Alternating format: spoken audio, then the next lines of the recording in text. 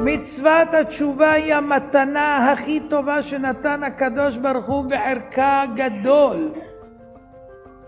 ומכיוון שזה לעומת זה עשה אלוהים, יצר הרע מנסה בכוחות מוגברים שהאדם לא יהנה מהמתנה הזאת, כי הוא מבין שכל מה שהוא עבד עליו שנים לעשות אותו עבריין, בצ'יק, כי קרוב אליך הדבר מאוד בפיך ובלבך לעשותו, הוא יכול לברוח לו מתחת לידיים. אז הוא משתדל שלא יעשה תשובה שלמה, תעשה חלקית, תעשה זה, אתה יודע מה, בסדר, אני מתפשר איתך, סותם את הפה כמו שאומרים, יאללה תעשה משהו, אבל לא לגמרי, אל תגזים, אתה עלול ליפול, לאט לאט, שויה שויה, וזה התחבולות שלו. ואחר כך כשהוא עושה חלקית, אז הוא אומר לו, יא רמאי, מה אתה מרמה את עצמך? זה תשובה בחייאת, זה תשובה, ככה עושים תשובה. תשובה צריך לעשות מההתחלה עד הסוף ברצינות. מה זה אתה עושה חתיכות חתיכות? התשובה היא דבר עצום ונפלא. גם אם תעשה תשובה באופן חלקי, מסיבות קשות שאתה לא יכול כרגע או משהו, לא ניתן לכם תירוצים. אני יכול לתת דוגמאות, אבל אני לא רוצה שיהיה לכם תירוצים. תגידו, הוא אמר.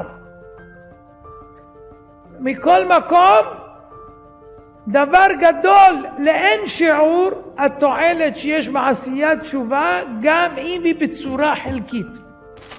הגאון בעל יסוד העבודה אמר, אדם שרגליו שקעו בביצה והוא רוצה לצאת, אז הרגליים שלו עדיין בביצה, נכון?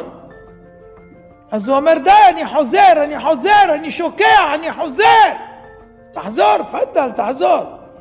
אבל אני עדיין בביצה, אמרתי שאני חוזר. אומרים לו, מותק, אתה הלכת בדרך, צריך לעזור אותה, אבל עכשיו הפנים שלך לכיוון היציאה, זה טוב.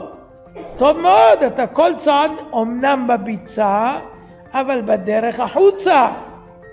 כל צעד מקדם אותך החוצה. טוב מאוד, זה לא כבר בכיוון לשקוע לגמרי, זה בכיוון לצאת. כל מעשה, כל מחשבה אפילו, עוזרת לך. זאת אומרת, גם אם יצר הרע תקף את האדם אחרי שהוא עשה תשובה, הוא לא איבד את כל מה שהוא הרוויח בתשובה הראשונה.